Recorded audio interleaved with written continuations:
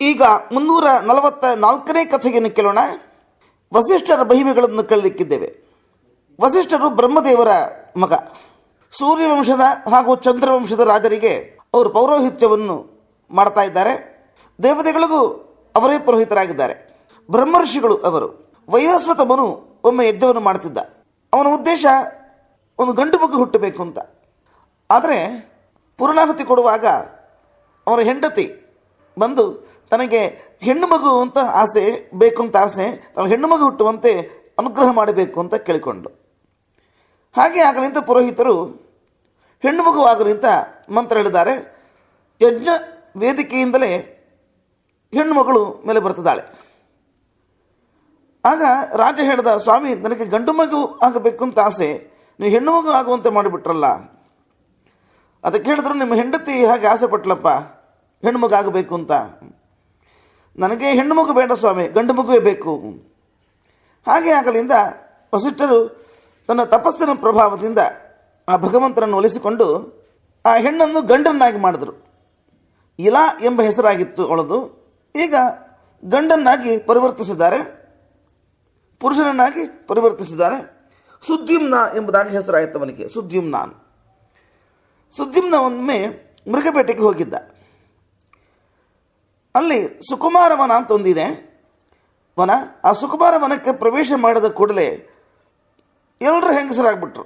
ಕುದುರೆ ಹೆಣ್ಣು ಕುದುರೆ ಆಯಿತು, ಮಂತ್ರಿಗಳು ಹೆಂಗಸರಾದರು, ಈತನು ಹೆಣ್ಣಾದ. ಅದು ಕಾರಣ ಇತ್ತು.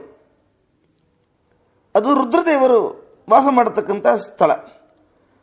ಅವರು ಶಾಪ ಕೊಟ್ಟಿದ್ದರು, ಯಾರು ಇಲ್ಲಿ ಪ್ರವೇಶ ಮಾಡ್ತಾರೋ ಅವರು ಹೆಂಗಸರಾಗಲಿ ಅಂತ. ಒಮ್ಮೆ ಸಪ್ತಋಷಿಗಳು ಅಲ್ಲಿಗೆ ಬಂದಿದ್ದರು ರುದ್ರದೇವರನ್ನು ನೋಡಬೇಕು ಅಂತ. ಆಗ ರುದ್ರದೇವರು ಪಾರ್ವತಿ ಇಬ್ಬರು ಏಕಾಂತದಲ್ಲಿದ್ದರು. ಆ ಋಷಿಗಳನ್ನು ನೋಡಿ ಪಾರ್ವತಿಗೆ ಸಂಕೋಚವಾಯಿತು. ತಕ್ಷಣ ಒಳಗೆ ಹೊಟ್ಟೋಗ್ಬಿಟ್ಲು.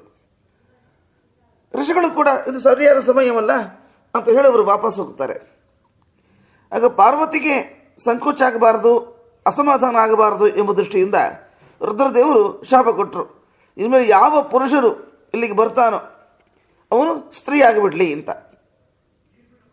ಈ ರೀತಿ ಸುದ್ಯುಮ್ನ ಸ್ತ್ರೀ ಆಗಿಬಿಟ್ಟಿದ್ದಾನೆ. ಮುಂದೆ ಹೋಗ್ತಾ ಹೋಗ್ತಾ ಶಾಪದ ಗಡು ದಾಟಿಕೊಂಡು ಮುಂದೆ ಹೋದಾಗ ಅಲ್ಲಿ ಚಂದ್ರನ ಮಗ ಬುಧ ಆಶ್ರಮ ಮಾಡಿಕೊಂಡಿದ್ದ.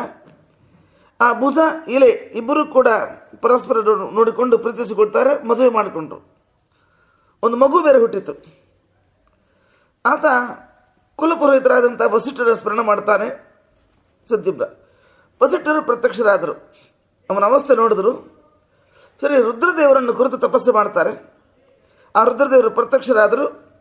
ಏನಾಗಬೇಕು ನನ್ನಿಂದ ಅಂದರು.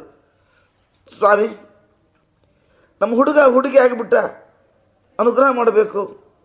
ರಾಜಕುಮಾರ ಯುವರಾಜ. ಅದಕ್ಕೆ ರುದ್ರದೇವರು ಹೇಳಿದ್ರು, ನನ್ನ ಮಾತು ಸುಳ್ಳಾಗೋದು ಬೇಡ, ನಿಮ್ಮ ಮಾತು ನಿಮ್ಮ ತಪಸ್ಸು ವ್ಯರ್ಥವಾಗೋದು ಬೇಡ. ಅದಕ್ಕೊಂದು ಕೆಲಸ ಮಾಡೋಣ, ಈ 1 ತಿಂಗಳು ಗಂಡಾಗಿರಲಿ 1 ತಿಂಗಳು ಹೆಣ್ಣಾಗಿರಲಿ ಅಂತ ಹೇಳಿ ಹೊರಟೋಗ್ಬಿಡ್ತಾರೆ. ಮರೆಯಾಗ್ಬಿಟ್ರು ರುದ್ರದೇವರು. ಸರಿ, ಆ ಸುದ್ಯುಮ್ನನ್ನು ಮನೆಗೆ ಕರ್ಕೊಂಡು ಬರ್ತಾನೆ. ಗಂಡಾಗಿರುವಾಗ ರಾಜ್ಯ ಬಾಳ್ತಾ ಇರ್ತಾನೆ, ಹೆಣ್ಣಾಗಿರುವಾಗ ಅಂತಃಪುರದಲ್ಲೇ ಕೂತಿರ್ತಾನೆ. ಗಂಡಾಗಿರುವಾಗ ಹೊರಗೆ ಬರ್ತಾನೆ, ಹೆಣ್ಣಾಗಿರುವಾಗ ಅಂತಃಪುರದಲ್ಲಿ ಕೂತಿರ್ತಾನೆ. ಪ್ರಜೆಗಳಿಗೆ ಇದು ಹಿಡಿಸಲಿಲ್ಲ. ಕೊನೆಗೂ ತಪಸ್ಸಿಗೆ ತೆರಳಿದ್ದಾನೆ ಸುದ್ಯುಮ್ನ. ಸಿದ್ಧಿಯನ್ನು ಪಡೆದ. ಹೀಗೆ ವಸಿಷ್ಠರು ಪುನಃ ರಾಜರಿಗೆ ಹೇಳ್ತಾರೆ, ನೀನು ತಪಸ್ಸು ಮಾಡು ಅಂತ. 100 ವರ್ಷ ತಪಸ್ಸು ಮಾಡ್ತಾನೆ ವೈವಸ್ವತವನು.